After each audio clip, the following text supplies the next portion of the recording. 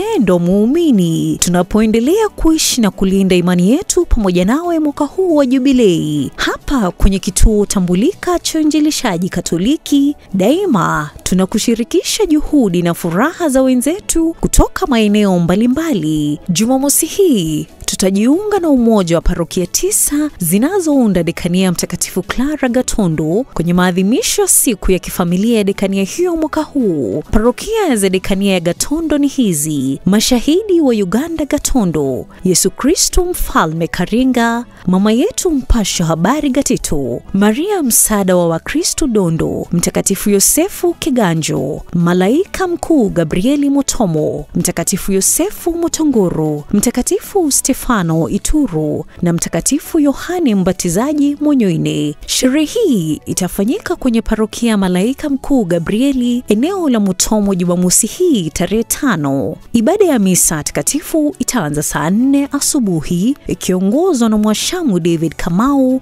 askofu msaidizi wa jimbo kuu la Nairobi. Ibada hiyo itaongezewa ladha, imani na adhimisho la ndoa takatifu za jubilei. Capuchin TV inawatakia heri na baraka mapadri, watawa, viongozi na waumini wa dekania Mtakatifu Clara Gatondo katika maadhimisho ya siku ya kifamilia. Agedi amwe hoko, hamwe mahoyeini.